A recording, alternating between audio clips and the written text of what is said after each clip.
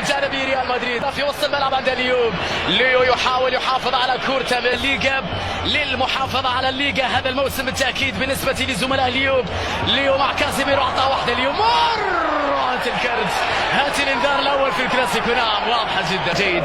وعندما تكون هنالك أزمة في برشلونة يتجهون إلى ليو يمر ليو عدى ليو يخترق ليو مر بكرة بينية لكنها أقرب لكارفاخال وسبقتها كرة كانت خطيرة لكريم بنزيما. محاولة مرور ليو أمام أكثر من لاعب تغطية من مارسيلو يساعدها كازيميرو ساعة ريال مدريد لكنها ترش عاني بعد ذلك الأمرين.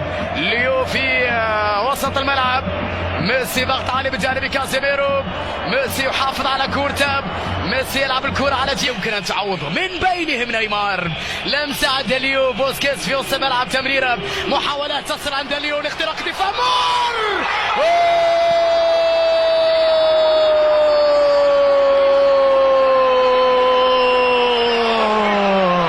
هدف التعادل يا ليو. الوزيتو لميسي تمريرة خطيرة ناتشو في التغطية وليو يحاول مع كرة مرات يا ليو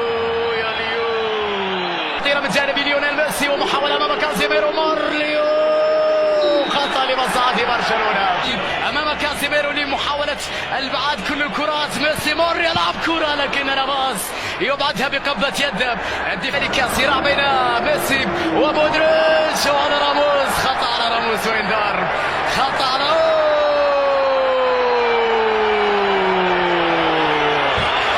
وليوب ومساحة عند ليوب محاولة مرور وكوفازيتش يتدخل وبعد ذلك البطاقة الصفراء لكوفازيتش.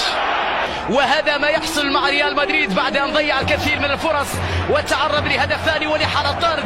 وهذا هو ليوب ميسي مع كرة قوية سريعة لبرشلونة خطيرة 5 مقابل 3 للبارسا على اليسار فرصة للويزيتو سواريز وهذا جوميز يلعبها وتمريرة وكرة